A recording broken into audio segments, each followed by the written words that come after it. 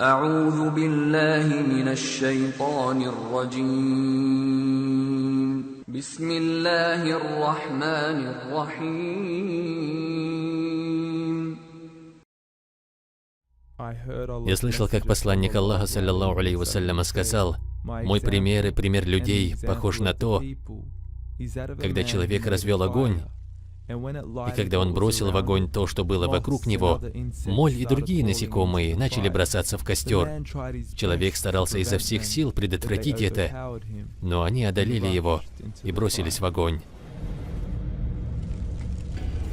Бегите от огня».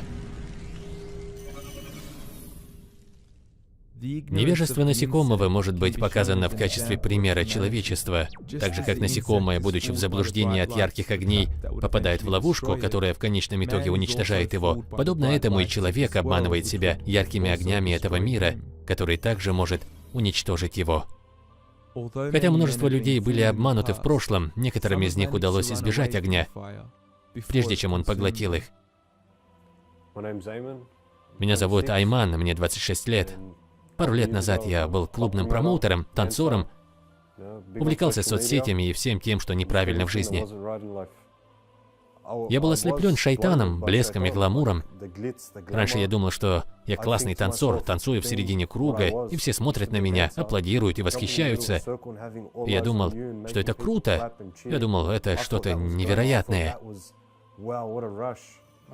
Меня зовут Нур. В прошлом меня звали как Ноя. Айман мой лучший друг. Я знал его еще со школы. Мы везде ходили вместе, все делали вместе, акции, фестивали, много всяких вещей. Вращаясь в этой сфере, вы наслаждаетесь ею. То, как все складывается, ты в окружении девушек, свет, музыка, сердце бешено бьется, мурашки по коже. И кажется, что это то самое чувство и ощущение, которое каждый хочет найти. Шайтан и в самом деле приукрасил все для меня, все вокруг меня, от женщин до денег и желания получить все больше. Он сделал так, что все это выглядело настолько хорошо, что хотелось большего, а получив немного, вы не были удовлетворены. Вам все еще хотелось большего. Я всегда думал про себя. Каждый вечер у меня есть куда пойти. Со среды до вечера воскресенья. Просто тусоваться и болтаться, встречаться с людьми и общаться. Я ведь никому не причиняю вреда, когда на самом деле я причинял вред самому себе. Живя в ритме нон-стоп вечеринок, музыки и танцев, вскоре Айман и Нур осознали, какая пустота скрывается за всем этим блеском и гламуром. Вечер за вечером вы тусуетесь и думаете, как же хорошо было ночью, но как только вы опускаете голову на подушку, то начинаете ощущать пустоту в своем сердце. Понимаете, я просто ложился спать, а все, что я делал до этого, было простым прожиганием времени. У меня был очень крутой вечер. Я думаю, на следующий день, когда я проснулся в своей гостинице, я просто встал и в течение получаса сидел там и думал: вот оно, неужели это моя жизнь? Работа с понедельника по пятницу и вечеринки по выходным. И в этот момент я подумал, что должно быть что-то большее. Пришло время, и я начал задумываться, говоря себе, что я делаю, какова цель всего этого, и для начала, зачем я здесь? И задавая эти вопросы сам себе, я сел и начал размышлять. Я до сих пор помню этот день.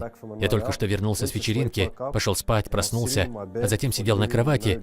И я не шучу, целых полчаса, а может и больше, просто думал, что происходит, когда приходит смерть. Сама смерть, когда она приходит и забирает вас, и что происходит после этого.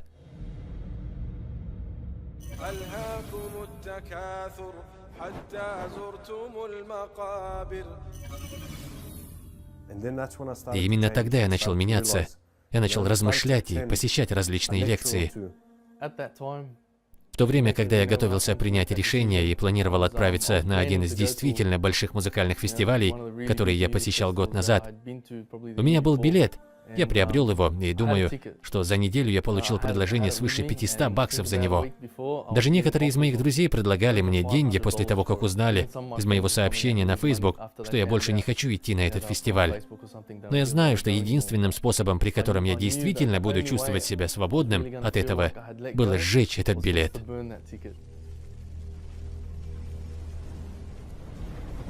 Мне это больше не нужно. Так что я сжег его.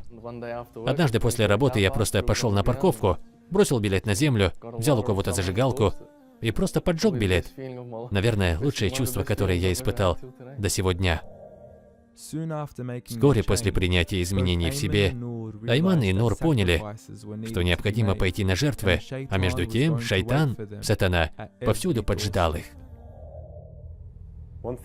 Одна вещь, которую я понял в этой жизни, это тот момент, то опасение, которое внушает шайтан, и это чувство одиночества. Понимаете, он внушает вам, что если вы оставите людей своего круга, у вас не будет никого. На самом деле, это абсолютная ложь. В какой-то момент мы были одни, только я и Нур, как друзья, как братья. Но затем, благодаря исламу и по мере того, как мы начали практиковать нашу религию, мы поняли, что братство расширилось. Сначала нас было 10, потом 20, потом 30, затем 40, а затем дошло до такого количества, что невозможно назвать. Иногда идешь молиться в другую мечеть, которая находится далеко от твоего дома, и встречаешь кого-то, кто видел тебя раньше, или ты видел их. И они говорят: «О, я помню тебя, брат. Я видел тебя на лекции. Я встречал тебя за обедом. Мы виделись на сборе средств». Это удивительное чувство, когда человек подходит ко мне, просто чтобы поздороваться. Он не хочет денег от меня, он не хочет славы, он не хочет с помощью меня попасть куда-то. Он просто хочет поговорить со мной, потому что это то, что представляет собой ислам, любовь. Сладость веры медленно проникла в их сердца, и за последние 3 года плоды их труда начали окупаться. Хвала Всевышнему Аллаху, последние 3 года были прекрасными для меня. Хвала Аллаху, Всевышний Аллах пригласил меня в хадж в 2011 году, и это был опыт, который я никогда не забуду. Я с собой взял также свою маму. Хвала Аллаху, я был в разных странах мира и распространял там религию Аллаха. Побывал во Франции, Новой Зеландии, также объездил Австралию. Пророк Мухаммад, алейхиссаляту вассалям, учил нас, что лучшие из нас в дни невежества являются лучшими из нас в дни религии. Чтобы полностью понять, что это означает, давайте обратимся к следующей странице в жизни наших героев. В прошлом году я и брат Нур отправились на один из больших музыкальных фестивалей, которые проходят каждый год. И мы пошли туда, чтобы призвать людей не посещать его, чтобы спасти их. В прошлом я призывал их пойти на фестиваль, идти и получать удовольствие, сбросить стрессы и так далее. И мы подумали, что таким образом мы как бы исправим то, что делали прежде, призывая людей к музыке, а сейчас мы пришли сюда, чтобы сказать людям держаться от нее подальше. Мы хотели показать людям, в какую бездну они сами себя вовлекают. Потому что мы были там, мы знали, каково это, потому что мы испытывали это раньше. Айман и Нур не первые, кто пережили такое изменение, и они, конечно, не последние. Однако, несмотря на их усилия, многие мусульмане по-прежнему попадаются в те же самые ловушки и завлекаются яркими огнями этого обманчивого мира. У меня болит сердце от мысли, что где-то там мой брат мусульманин, а иногда сестра мусульманка, которые еще не оставили это. И я мучаюсь от осознания того, что ничего не могу с этим поделать. Могу лишь просить Аллаха, чтобы Он направил их, потому что если мы умрем в этом состоянии, в состоянии невежества, в состоянии равнодушия, каким будет наш конец? И я настоятельно рекомендую от себя лично, обратитесь к Аллаху, пока не стало слишком поздно. Просто бегите, бегите от огня, потому что все это просто не стоит того.